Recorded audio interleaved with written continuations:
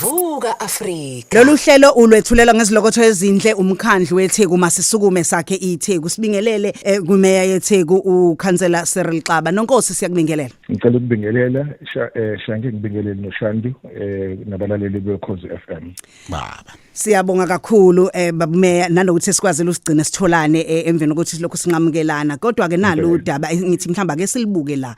Ake siqale mhlambe ngodaba olusikhathaza sonke thina njengezakhamuzi ezikhona eThekwini lokucekelwa phansi kwenqalazinda kagesi neyamanzi okuholela ekutheni ke imiphakathi ingabi nazo izinsiza isikhathe eside. Kukhona ongakuphawula lapho. Impela mfethu kuyasikhathaza ukucekelwa kwephansi kwenqalazinda kagesi.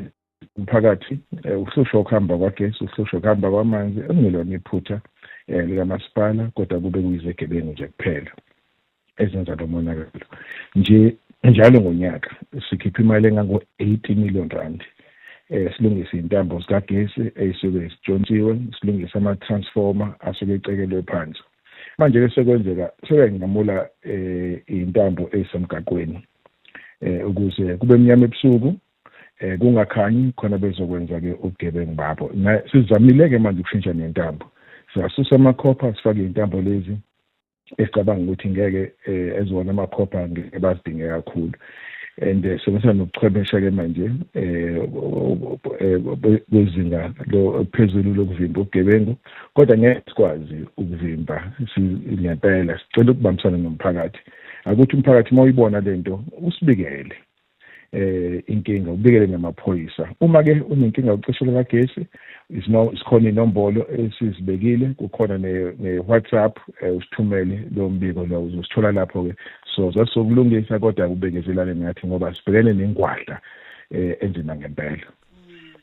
Siyabonga nje nanokuthi siyakuzwa uyabalula ukuthi kungahle kwenzeke kube nanobuchwepheshe obuthile okungahle busetshenziswe ukuvimba bona lobu bugebengu bokucekelwa phansi kwenqalazinda nokuntshontsha nje kwezinto ekufanele ngabe zilekelela umphakathi. Ngiyabuka ukuthi lenkinga ithinta kakhulu intuthuko ikakhulukazi. Ingabe lenkinga nonkosi ingakanani emanzini ngoba sibonile likhipha nanesimemezelo izolo ngokuvulwa kwepipe elikhulukazi Northern Aqueduct ebekade ke lungiswa njalo bujwayele ubika ngalo emveni kokucekelwa kwalo phansi. Lokhu kushiyeke indawo eziningi ezisenyakatho neTheku zingenawo amanzi. Ingakanani lenkinga inilimaza kangakanani njengomkhandlu? Angiqale ngixolise mfethu kubantu basenyakatho ngedolobha leTheku ngokuthi nje kuze kwadinga ukuthi kuvalwe amanzi ngenxa yokuthi abantu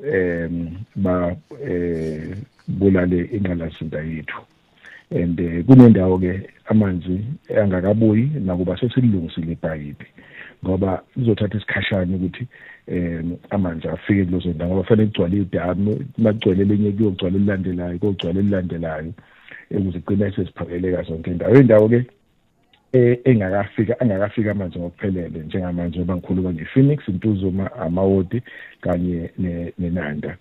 And yabo nje sizamile ngawonke amandla ethu ngoba kuye kwasho isiteshi lapha eNtuzuma and eNtuzuma sasilungisa le stage lesi sas-upgrade ngo-54 million ngenhloso ukuthi amanzi akwazi ukufika endaweni ebekade engafiki kuzo ngaphambilini.